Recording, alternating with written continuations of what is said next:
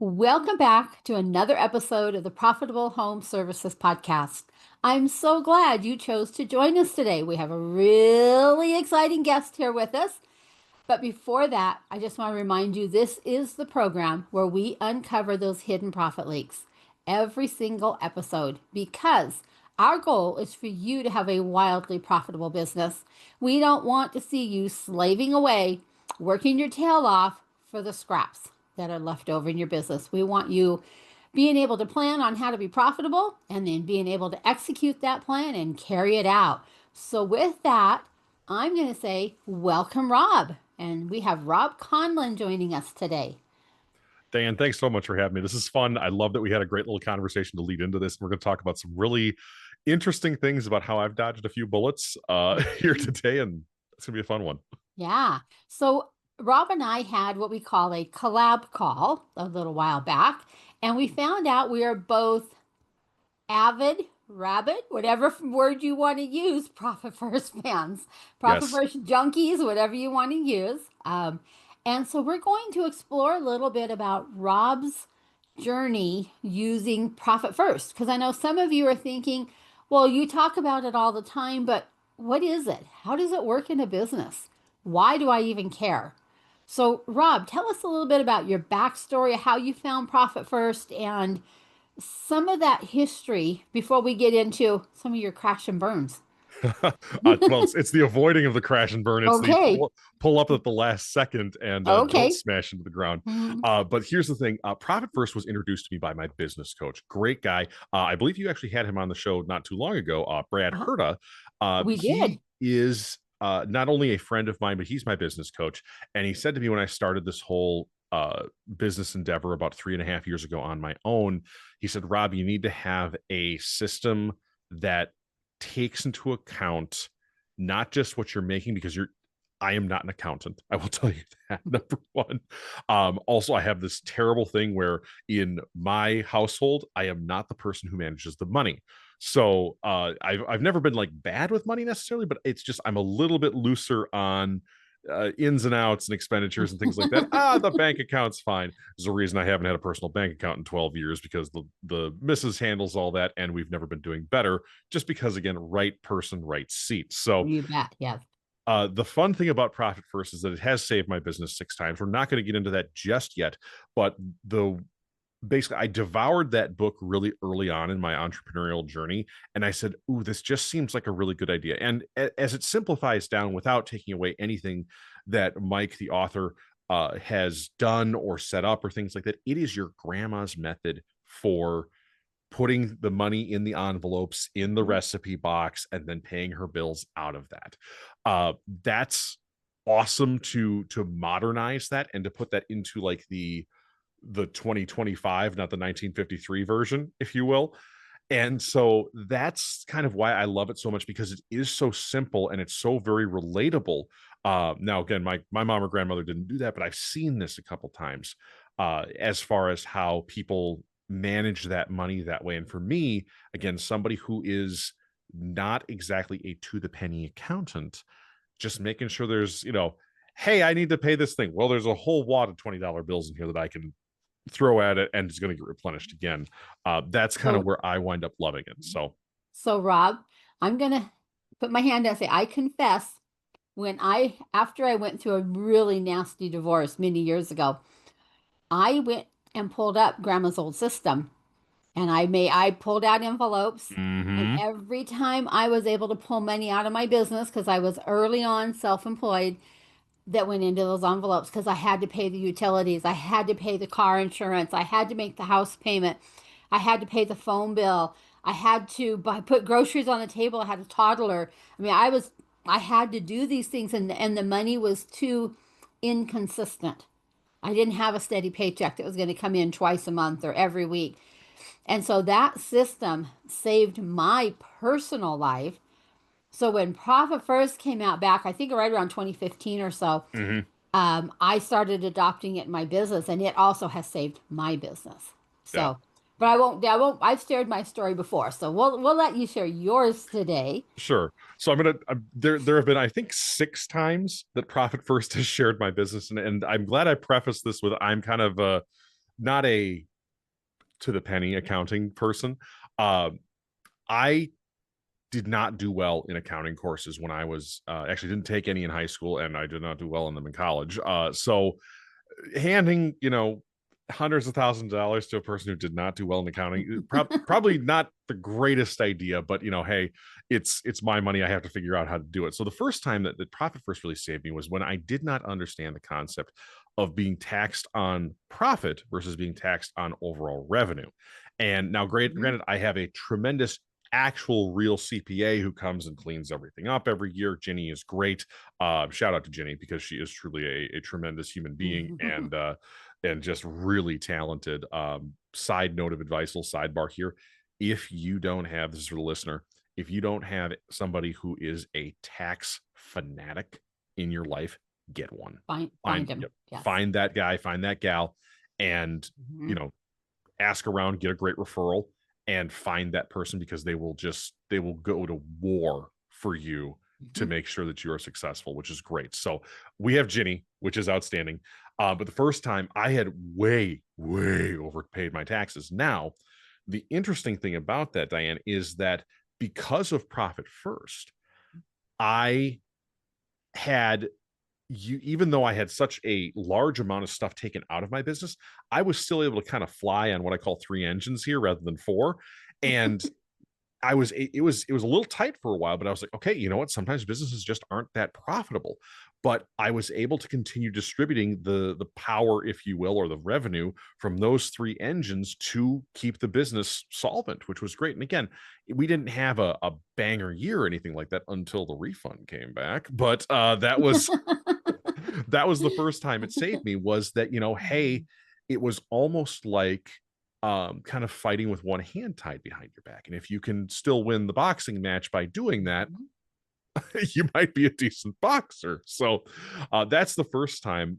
Flash forward to this past week, actually. Again, this is the one I told you right before we hit record here that I pinged Mike about. Was that, number one, I've solved the tax thing up here of like, Rob, don't overpay the government because they don't deserve a loan from you. And number two, just looking at the investment I'm making in my business right now. Right now, my business, which is probably a little different from most of the people you have on your show, Diane, it's a media business rather than something that's a little more hands-on. And that doesn't mean I don't serve the trades and things like that, which is great. We have a wonderful show that we produce that is totally in the trades. It's a lot of fun. But the ability to say, hey, I'm looking at needing to make a giant pivot in my business. Where can I pull from? I can't take from my employee account, because those people deserve to be paid and they need to be paid. That's a non-negotiable with me, is to take money other than for actually writing people checks out of the employee account. So I'm looking at this and setting things aside and going, where can I not scrimp, but go like pull from, divert, the old Star Wars or Star Trek thing, divert power from the deflector shields, if you will. So that has saved me tremendously. We've made a mid 5-figure investment in my business, which is something I was very afraid to do. We're a very small company. It's, this is to the tune of 10 to 12% of annual revenue, maybe even 15 if we don't have as good of a year as I think we might. I've seen that marketing, businesses that spend 3% on marketing projects that's an investment. We're doing 4 to 5 times that. Wow. And yeah. And so everybody understands, I work in a very competitive space, and I've realized that for my business to survive, we need to really make the investment. So it's a burn the ships kind of moment for us as to what the future of our business is, because unlike businesses that are hands-on, if you run a garage, or if you run a carpentry firm, or if you run a plumbing or HVAC or any of these things that involve somebody to be on site and turn a wrench or swing a hammer, or even, if you're the auto glass replacement guy, the windshield guy, he comes to your house, you can't put a windshield in remotely, things like that. So looking at where we are, I know that in order to survive, and we need to make this investment in finding the right customers for us more than what I can do on a daily basis. And so Profit First allowed me to be able to divert that cash, and then still, and this is something that I want my team to listen to this, but I hope they don't listen to it too soon. There's an additional, it allowed me to basically budget this out of like, hey, here's what we can do, and we're going to win, but win or lose, we're going to be fine if this money is spent and doesn't get as far as it needs to be. The neat thing about Profit First is I've been able to kind of siphon a little bit more aside that says, you know what, if we just need to try to like goose that a little bit more, we can. So that's the most recent one. Go ahead. I'm going to stop you right there. I want to unpack that a little bit Mhm. because if you had been just running your business the way most business owners do, you would have had a different decision potentially to make than the one you made because you had money set aside in a Profit First account. Right. Otherwise, more than likely, you wouldn't have had that money in your bank account. It would have magically disappeared over the years or whatever, just disappeared, it'd be gone. And then you'd be looking at how in the world can I take advantage of this investment opportunity without crashing my whole business? Can I do that? I Correct. probably can't. Should I? Should I? That back and forth, back and forth. And you may or may not have made the decision to move forward. But you had money sitting in your Profit First account or accounts, and you reallocated it, gave it potentially maybe a different job than what it had been doing, Oh yeah, and sent it out to war.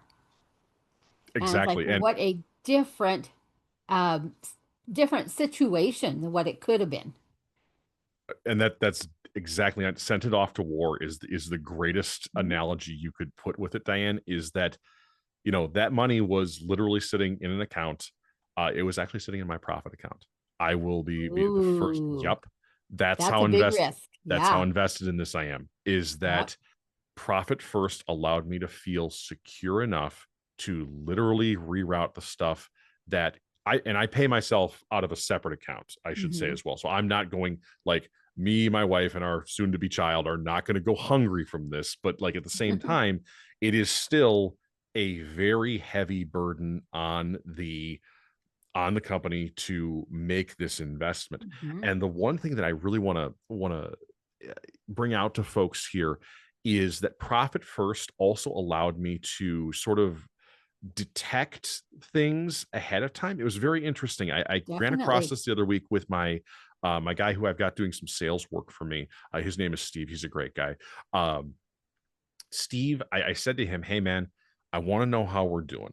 I'm not a micromanager or anything like that. I just like give me a big picture of what's in the pipeline. You know, when can I expect to talk to some new leads and things like that. Just give me a big general thing because I'm not here to knuckle down on you and be, you know, the micromanaging person."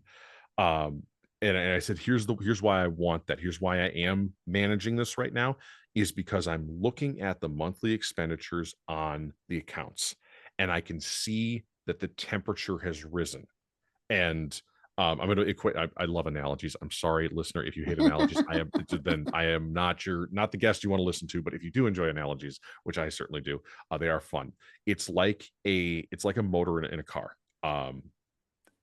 The engine runs hotter the harder you run it, right? Hmm. And so I said to him, Steve, I'm noticing that thermostat is climbing, Hmm. and not in an alarming way, but it's moved.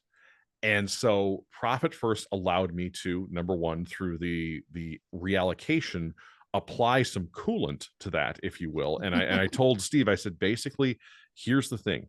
We can run this as hard as we want as long as revenue starts showing up. Money is your coolant, man. So that's what we need to do. But Profit First let me know the temperature was rising, and it let me inject something that would, you know, kind of bring things back to a certain level. And I really have felt that is one of the tremendous benefits of that, is that sort of like early warning jingle, if you will, that It sort does. of Yeah. alarm that goes off of like, okay, I've had to reroute some resources from point A to point B, and it's allowing that to smooth out. But if I have to do it again, then like I realize there's a problem. And of course, you know, over the course of the past 3.5 years that I've used Profit First, have I had to kind of reshuffle stuff every once in a while? Absolutely. Like because it's a low spending season for like operations. That $10,000 doesn't need to be in there. There needs to be 4 in there, things like that. But the whole of it is a very good kind of on the pulse of what that is. And again, with the whole engine analogy, the more it lets you apply coolant to those hot parts and get them back down to temperature, which is great.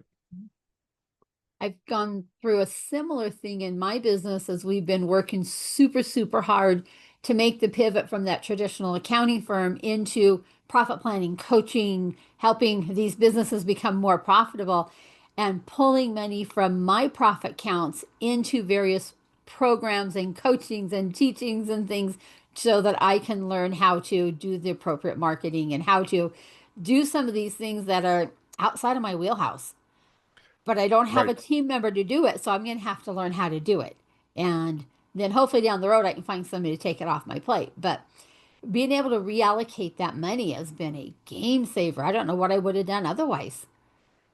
Totally. I would It's keep doing tax returns and financial statements, I guess. And I really don't want to spend the rest of my career just doing that type of work. right. And I think the paying someone else to do it kind of thing is, again, I'm using kind of the same thing. Yes, I want to be out there doing founder-led sales for my business. Mhm. That is part of my role as the guy who's the boss of Westport Studios. But I don't have the bandwidth on a daily basis, because there aren't enough hours in the day, to be out there prospecting and doing 70 cold calls or something like that. Mhm. That 2-hour block does not exist in my day, but it exists in Steve's day. Right.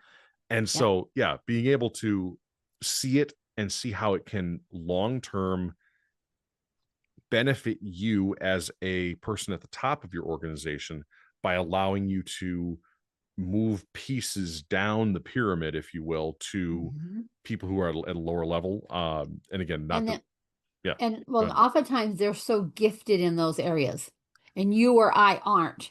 So if I can get it into the hands of somebody who's gifted at Correct. doing that, I need to get out of the way and let them Yeah, do it. exactly. And put those resources in the right hands and say, you know what, Steve really knows how to sell his butt off. Um, let's make sure he is paid to sell his butt off Yes. this month. So rather than Rob, for lack of a better term, half-assing it. Yeah. Yep. Put the right people in the right spot. But sometimes we have to dig in as owners and figure it out before we can share it on with somebody else. 100%. And actually, it's Yeah. funny, that used to be my job as an entrepreneur in a company I used to work at, was that I was tasked by my VP of customer care that all the things, and this was right when social media was starting up, of like, hey, Rob, go figure out Twitter. Hey, Dan, you got the password for that? No, I don't know. So that's how adrift I got set sometimes, which is funny. But having that Mm. entrepreneurial spirit even inside of an organization is very possible too. And Yes. I would encourage listeners who are more than a 1 to 3 person show, no matter what their business is, to say, hey, is there somebody inside of my organization that would benefit from being kind of our Mm. entrepreneur, which is kind of cool. Yeah, that's a very cool concept. Yeah. Well, tell us another example of somewhere along the line where profit first saved your bacon. Let's see here. The fun part about this was, we're going back to the tax thing, is again, I should, we've learned Rob should not do the taxes for his business. That's why we have, again, why we have Yes, Jenny. you should not. But it's one of those things where, my wife and I, we go through the spending in the accounts every quarter, basically. And Hmm. sometimes it's, every 180 days and things like that, just because, I know there's one company credit card and I can review it on the computer. But taking a look at this, Profit First allowed us to take a look much more granularly at what we spend. One of the weirdest things that I've learned about running my business, and I don't know if this is going to translate into more hands-on businesses, is that everything is a subscription nowadays. Oh, it Like, is. it's Yes. ridiculous. Diane, I might have 25 different subscriptions to this business, Yes. and I hate it. I Me absolutely too. hate it. But Yeah. Profit First allows me to say, okay, those are all operational. They are all very measured every month. It's Hmm. 24.99 times 10 or whatever it might Hmm. be. I can budget for the future with that, with all of the other software platforms I use, by taking, pulling things apart of, hey, I pay $3,000 in January, but that's actually $250 a month, Right. Mhm. it allows me to help budget for that. And that's the third time that I can remember here off the top of my head that Profit First has saved my business, because my wife kept on saying to me, like, why do you have so many subscriptions? Like, this is, she's my little like t- ultra fractional CFO. She does this for like 5 hours a year. And so she's very much like, I don't understand why your business has so many of these. Like, why are you paying other people a subscription so much? And I said, hon, that's just the way it goes nowadays, is that everything has a recurring Everything. fee. And Yeah. so being able to take that and look at it long term plus year over year, that's been kind of the big thing that's been a real game changer, as far as saying, okay, I need to make sure in my operations account that there's a certain amount of budget for not just subscriptions, because we know those are pretty much the same every month, unless you have one of those kind of variable ones. We have a software platform where it Mhm. relies on like transcription hours, so Okay. that can flex, 30 to 60 Right. bucks a month, but it gives you a real close ballpark. And then the other side of the equation is uh finding out, like, where does the money come from if it's not something like that. That's where Profit Mhm. First lets us subdivide out further.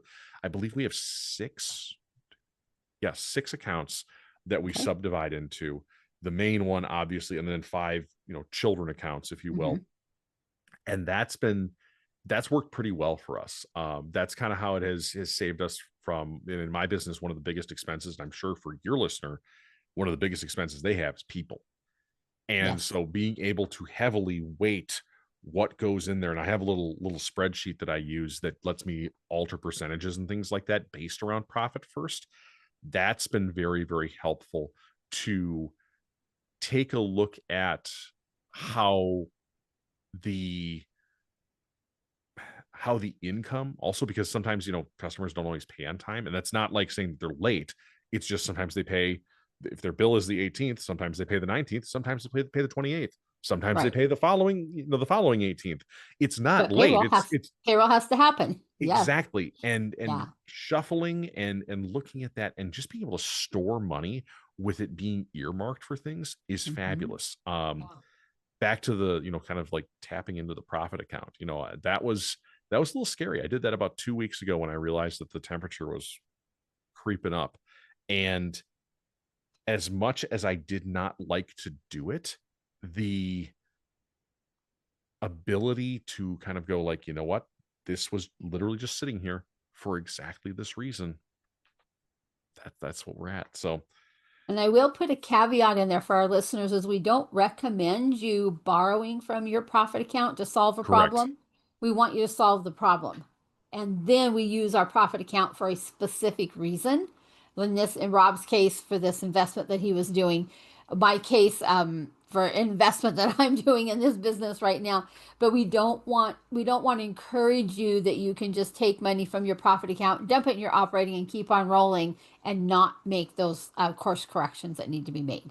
Right. And I'm so glad you mentioned that, Diane, because yes, this is the single time, other than making distributions to myself and my family and Mhm. things like that, and occasionally key team members, because people deserve to be rewarded. Right. This is the only time that I've taken money out of that account to do something other than pay either myself or somebody who means something to me. Hmm.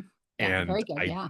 I don't probably ever plan to, I don't really ever want to do it again. Again, there might become a time, but this was such a, I won't say dire, but such an important thing to say, we need these resources Mhm. and we're going to pull them for exactly this reason. Like you said, pull it to, if it needs to fix a problem.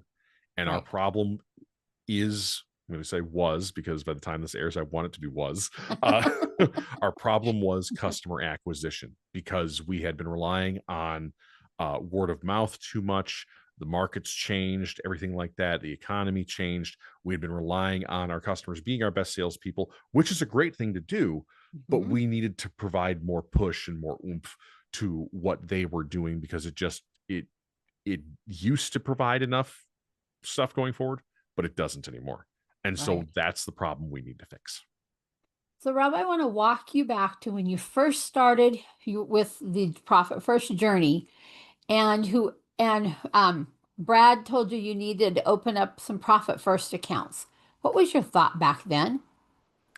It was one of those things where I did not, I wasn't necessarily resistant to it. I was more like, can I just keep everything all in one place? And, Yes, I hear and that one all the time. yep. I just need one account. It'll be Yeah, I just okay. like yeah, and it was also when I went to my local bank here. For everybody who's listening, I live just north of Milwaukee, Wisconsin, a little town on Lake Michigan called Port Washington. We have a local bank, Port Washington State Bank. They're wonderful. They're locally been in business for like 120 years, and they fund all any project in this county of 90,000 people. Their name is on it. They're good people, and they're a great financial institution. But I was at the time I was implementing this, resources were super tight. And I was like, Port State Bank is letting me open these accounts, but I need a $500 minimum balance in each one. I don't have that. And it's because it was How just am I such going to a do this? how am I going to do this? And it's like, so I had to kind of start with profit first in mind. Like I almost had to keep it Yes. going up here first.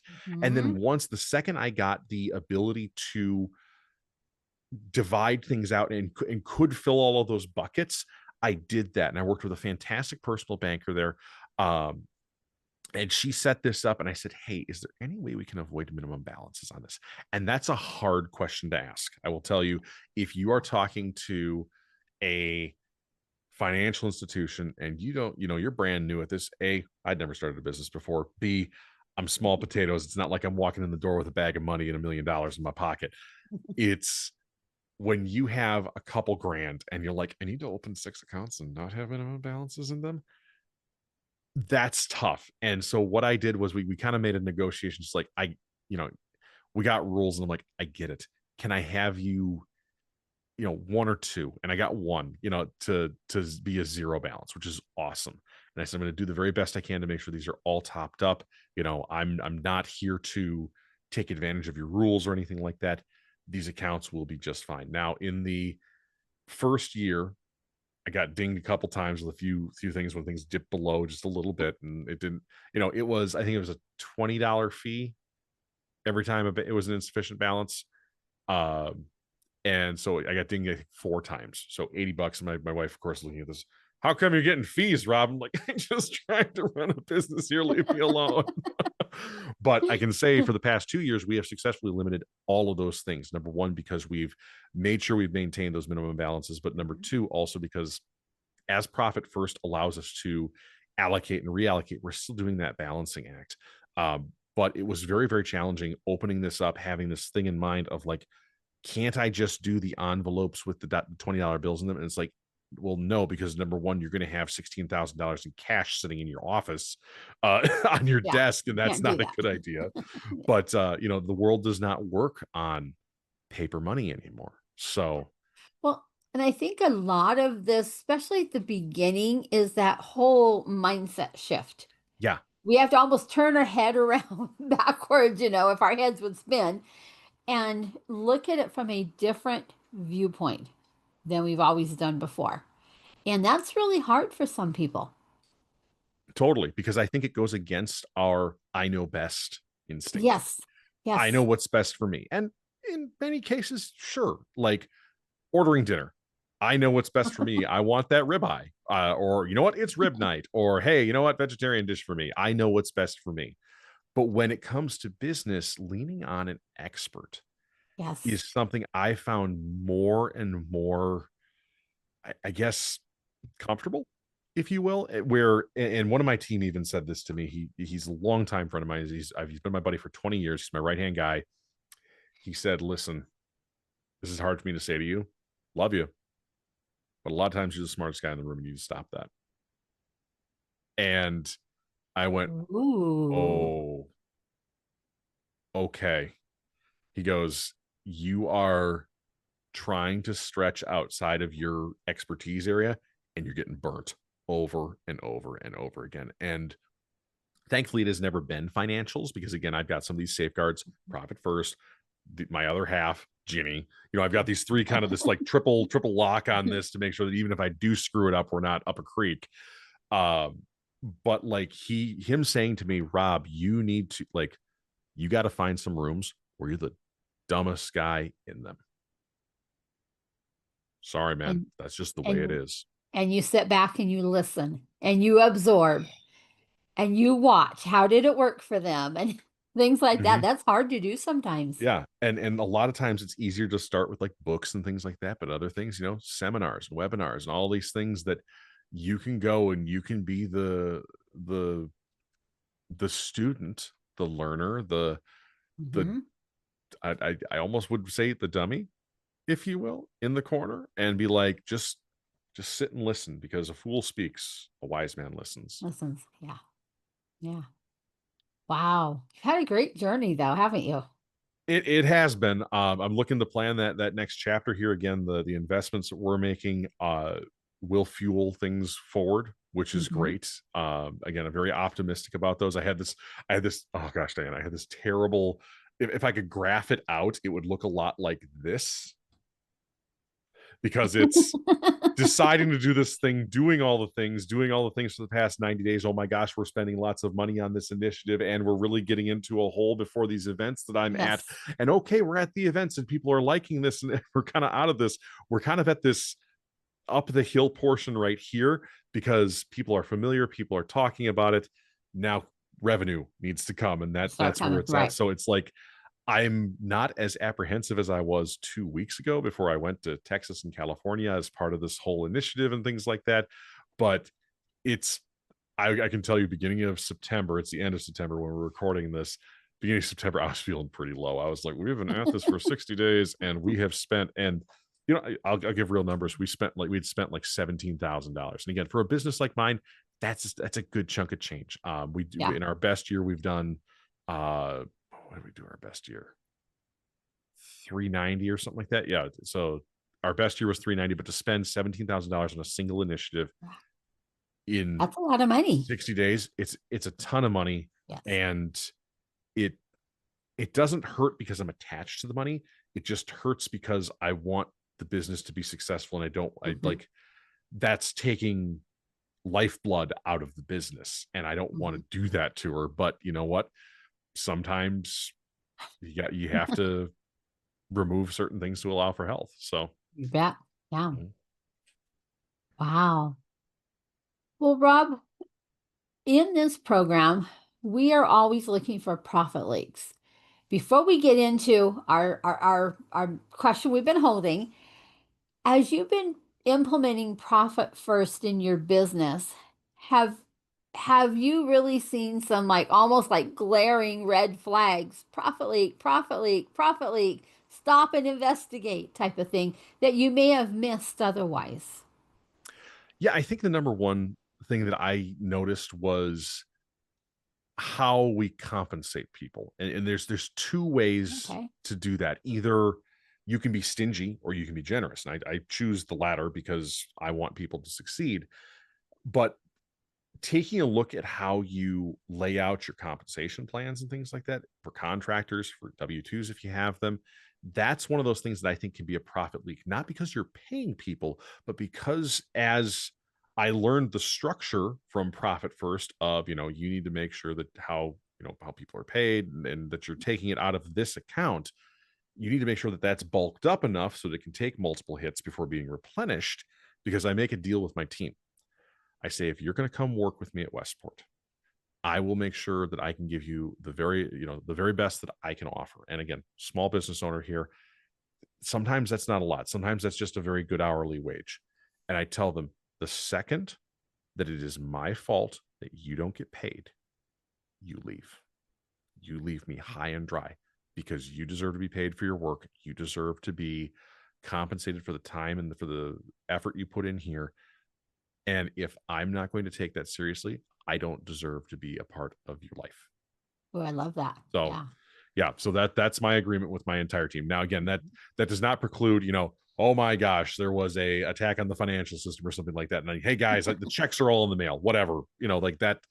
There are things along those lines. It also does not preclude me from making a mistake. Like, hey, Rob, I had 5 more hours last week. Oh, boom, sent, things like that. But if I'm not prioritizing who they are and what puts food on their table, I'm the scumbag. So back to your question there of, what are the profit leaks? Not right sizing the job that is done to the compensation that is offered. You need to make sure that you're offering the appropriate amount of compensation. The minimum wage at my company is $30 an hour for the project that's being done. So to give a great example, and this is a fun one because I had to put my money where my mouth was on this. We have a gal. She is a tremendous recent college grad. She's got her full-time gig, but she's done a lot of work for us part-time over the past 2 years. And we had a miscommunication in summer of 2024 or something like that. Can't remember the exact dates, but long story short, some of the work that she wound up doing for us, we didn't communicate the time frame of how much time was permitted for that work to be done. Well, it turned out that the time frame that I had quoted her, we had underpaid her by half of what she Oh was owed. no. Oh And no. hugely bad when we figured it out. I felt terrible. But here's the thing. We put our money where our mouth was. And for some folks, this isn't going to sound like a lot, but again, keep in mind, this is an ultra part-time person. There was a check, and a check, was it direct deposit? I think it was direct deposit that I routed immediately to her. It was 9 months of missing back wages to the tune of $1,800. And again, small business, that's 0.5% of revenue. That's a lot. Yeah. And again, it is something that's a profit leak, to not have your communication of what things take and have it written down and have, hey, you're going to edit this audio episode. It's going to take you 2 hours. You're a contractor. So if it takes, you give people ample time, but if they decide to not, there's the over and under, I am hyper focused, or I am a little bit not hyper focused. You don't tell people how to work because they're 1099. But that whole thing of, we will make this right because it is important for us to make sure that they're made whole, because they were given our word that everything was accurate, and B, to stop that profit leak. Again, it's only $2,000 or so, but I'd still rather, today, would I like that $2,000? Absolutely. But the only thing that I am happier about is that it's in my teammates' hand, because my integrity as a business owner is not worth that little amount of money. I would argue it's And not worth any amount of money. that's right, right. And to pull that together, that comes back to, did we quote the job for the right amount of money? Because let's say, I'm just going to say you quoted it for $3,000 job, and you found out you had to pay her an additional 1,800 over what you'd already paid, and you could Right. have lost money on that job because you didn't get it quoted correctly. And we see that a lot in the trades. They think the Yes. job's going to be this size, and my fingers are touching as I'm kind of almost making a ball out of my hand, and it turns out to be this size because we had a miscommunication, we had a something happened in there, and now you paid to be able to do that job. Right. And And that's a terrible yeah, profit leak. a softball job versus a volleyball job Yes. is not a very good Yeah. good way to run a business, because you will lose that additional volume every single time. And Yeah. thankfully, we've patched that hole, which is great.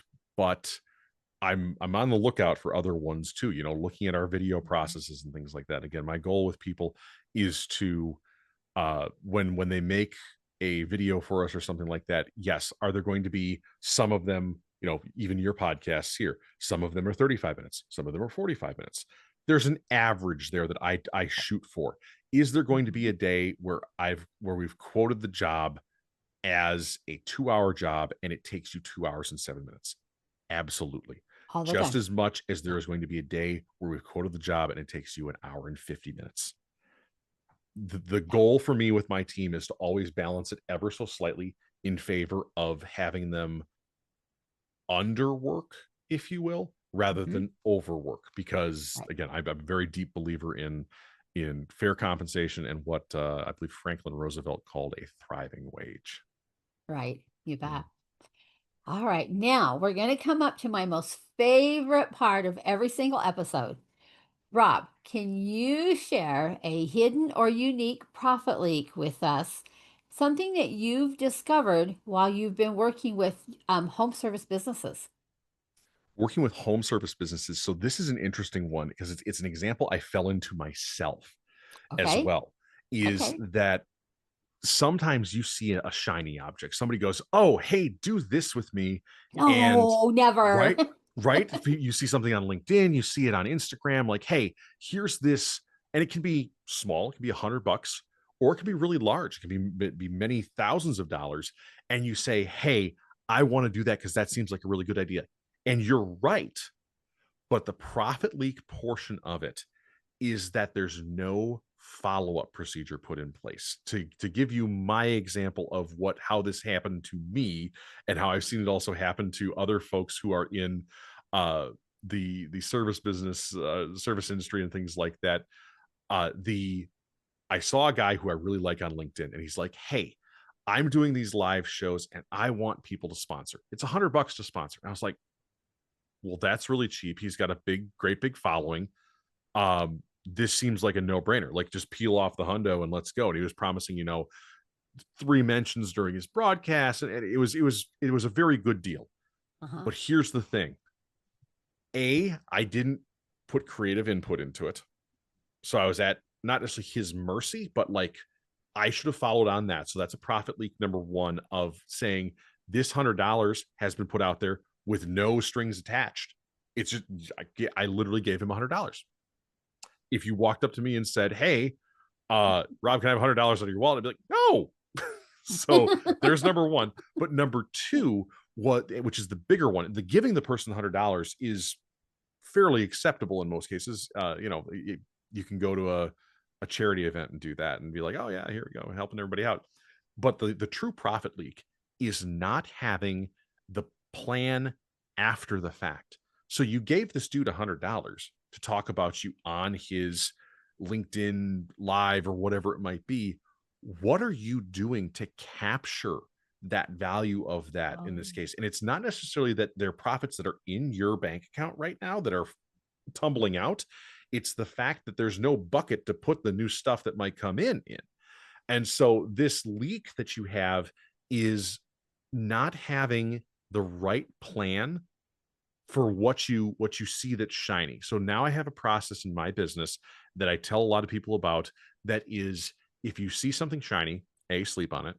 B, make sure you have steps 2, 3, and 4 after that in your head at the very least. And again, not just like, "Oh yeah, I've got steps 2, 3, and 4," but like laid out in a very sensible way to push forward and make sure that that initial money is not bad money that you have to try to throw good money after, because that's again where things are going to flow out of the bucket that is your business. uh, this was also kind of on the back to the earlier topic we talked about the past week here. This past week I was just on a big trip, and part of it was with this initiative that we're doing to not necessarily pivot our business, but to drive that customer acquisition. Last year, I did the exact same thing, but I did it to the tune of $5,000. And I went, okay, like, here's what happened. But here's this is where the leak comes in for people, is that, yes, that was a smart thing to do. My ideal customer was sitting in the room with me. It was absolutely fantastic. We had a mhm. great time. But then all of these things hit my business and me. I lost my left-hand guy. There was a hurricane. There was all these things that I could not control, that in the services business, home services industry, are very much present as well. Your best tech Definitely. leaves and Yeah. gets another offer, because that is literally what happened to me. Is that my audio and video guru, he got an amazing offer and he took it, and more power to him for doing so. If you're running an HVAC, electrical, whatever company, they can take some other company in your area can poach your top tech with the right incentive plan. Mhm. And Yeah. so what I didn't do when I went out to this convention was I didn't put the groundwork in for the afterwards. And that's where that big profit leak, again, of not, there's going to be rain. I didn't set a bucket out. I didn't set something out to catch the potential revenue and the potential profits that were going to fall from the sky, because I had a great time at that convention. And this year was very much different. It just so happens that I went out to a convention in Anaheim that was for the trades. One of my customers is a trade software.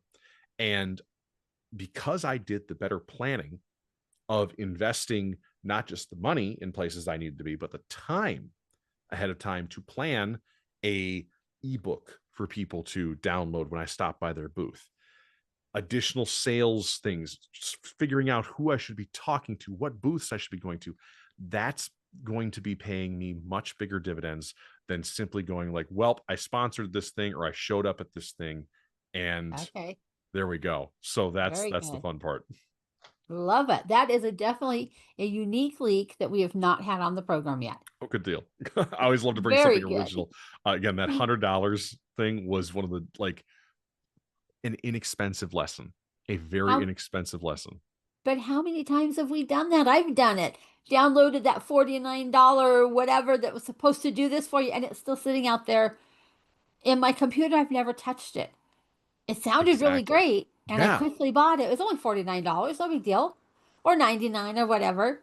But they're sitting there now on a list. Because I decided to make an Excel list of all this kind of stuff, and now they haunt me Yeah. And it's death because by a I've thousand bought them cuts. and haven't done anything with them. Yeah. And you So, sit there, and even if you do that once a month at $49 a month, that is yes, $600 a year out of your a year. business. Yes. Can you imagine, again, now $600 is not a lot of money necessarily in the business environment, but I don't know, it filled my wallet up nice and fat. That's for sure. Yes. And all those small things, they add up and they're a big number at the end of the year. Yes, So, absolutely. yeah. So thank you for sharing that one with us. My pleasure, my friend. My pleasure. You This has been a bet. lot of fun. Yeah. So if any of our listeners say, I need some more Rob, I haven't had enough Rob today, how can they get a hold of you? Sure, a couple of different ways. The first is my own podcast, B2B Business Class. It's a show designed for B2B sales, marketing, and managers, marketing folks and managers to level up their game. We have a lot of great folks on there who have different perspectives from all industries on how to do B2B better. And a lot of that does translate to B2C or B2B2C in this case as well. So can I throw any more letters at people? Absolutely. But I would also encourage them to swing by our website, westportstudiosllc.com. We do podcast production for folks in a variety of industries, but some of our two biggest are the trades. We also do touch higher ed. So we've got both blue collar and the white collar there, which is great. And then, of course, follow me on LinkedIn. You can find me, Robb Conlon.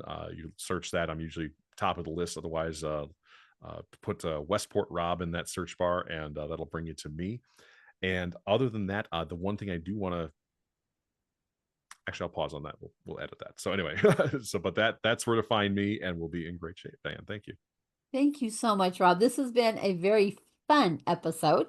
Some of mine are a little more serious as we get into some of the other topics, but this one's been fun. So thank you. I needed some fun in my day today.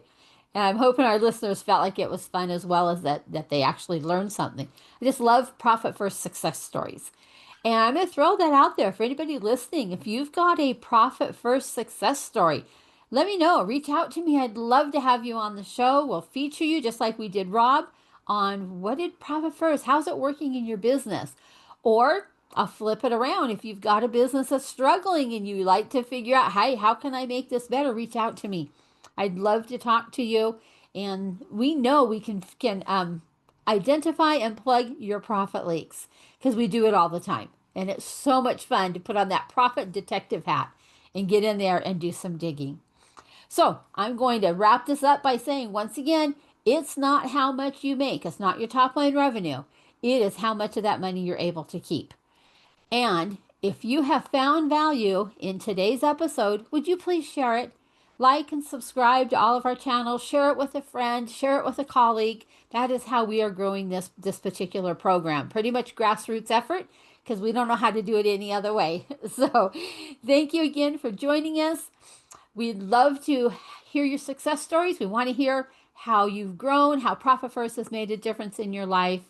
So till next time, have a wonderful day, and we'll catch you on the next episode. Bye bye.